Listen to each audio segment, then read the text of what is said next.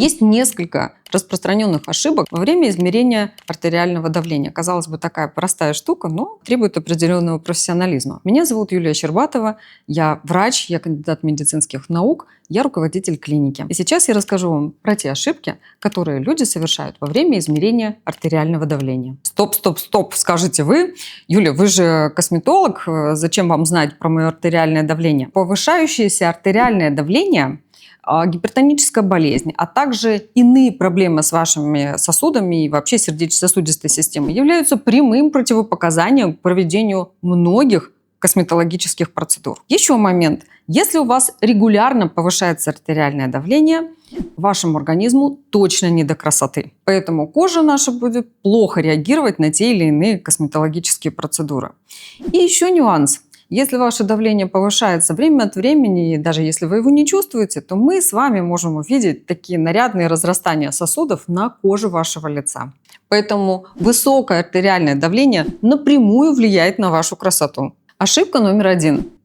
Не измерять свое артериальное давление или ориентироваться на самочувствие. Если вы думаете, что ваше артериальное давление никогда не повышается, остается стабильным, что можно его не измерять и вообще гипертоническая болезнь – это не про вас. Это большая ошибка. Много людей просто не в силах почувствовать свое давление, потому что их рецепторы настроены особым образом. Если вам больше 40 лет, это означает, что вы должны самостоятельно контролировать свое артериальное давление. Если у вас даже нет никакого диагноза гипертоническая болезнь или какие-то проблемы с сердцем, ваша работа и ваша забота измерять артериальное давление по утрам и вечерам. А если у ваших старших родственников была гипертоническая болезнь и вообще проблемы с давлением, то измерять свое артериальное давление нужно научиться еще раньше, например, с 30 лет.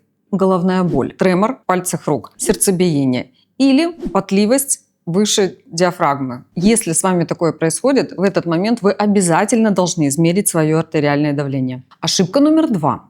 Измерять свое артериальное давление сразу после физических нагрузок, после прогулки, после приема пищи или после употребления спиртных напитков. Каждый из этих факторов, из этих мероприятий может оказывать влияние на ваше артериальное давление, может его повышать.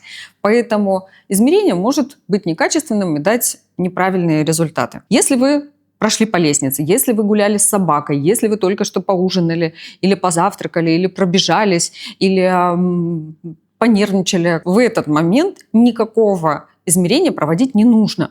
После любой физической или психологической нагрузки, а также после приема пищи, нужно подождать минимум полчаса для того, чтобы измерения показали правильные цифры. Третья ошибка – это измерять артериальное давление только на одной руке и только один раз. Как правильно измерить свое артериальное давление? Вы можете взять свой домашний бытовой тонометр и обязательно измерить давление на обеих руках как минимум 3 раза. После того, как вы получили самые высокие и самые низкие цифры, нужно вывести средний показатель. И вот тогда артериальное давление будет похожим на правду. Еще момент. Если вы получили несколько показателей и все они довольно высокие, выбирайте самую высокую цифру, она будет правильной. Ошибка номер 4. Измерять артериальное давление поверх одежды. Ваша рука во время измерения артериального давления должна быть голой, без всякой одежды. Засучите рукав или просто снимите верхнюю одежду для того, чтобы манжетка, когда вы ее закрепите на плече, плотно прилегала. Она не должна свободно двигаться, она не должна быть затянута впритык. Если вам не подходит ни один из вариантов, выберите в аптеке подходящий вам по объему прибор. 5-я ошибка при измерении артериального давления – неправильное положение. Если вы сидите, закинув ногу на ногу, свешиваете руку, она как-нибудь на весу находится. Если вы находитесь в положении стоя или еще в каком-нибудь не очень приятном положении, это означает, что цифры, которые вы получите во время измерения, будут точно неправильными. Вы должны сесть спокойно, лучше откинувшись на спинку стула или дивана, расслабиться, не разговаривать во время измерения артериального давления. Чудесные есть аппараты автоматические, которые даже говорят страшным голосом. Не разговаривайте. пока будет нагнетаться давление. После того, как манжетка полностью накачается, постарайтесь ровно дышать, потому что иногда даже дыхание, которое инстинктивно с вами происходит, усиленное, оно может искажать цифры артериального давления. Итак, когда вы правильно уселись, откинулись на спинку стула, не скрещивали ножки, обратите внимание еще раз на то, как правильно наложена ваша манжета на руку. Она должна находиться ни в коем случае не на месте локтевого сгиба, а на 2 пальца выше него. Вот это положение даст правильные цифры. Ошибка номер 6. Измерять свое артериальное давление тогда, когда вам вздумается. На самом деле измерение давления должно быть регулярно в одно и то же время. И если вы ведете дневник своего артериального давления, пожалуйста, фиксируйте там время, когда вы его измеряете. Повышение давления в вашем организме устроено бывает так, что повышается оно в утренние часы. У некоторых людей в вечерние часы, у некоторых ночью, а еще у кого-то в середине дня. Поэтому прислушайтесь к советам, которые вам дал ваш доктор для измерения давления.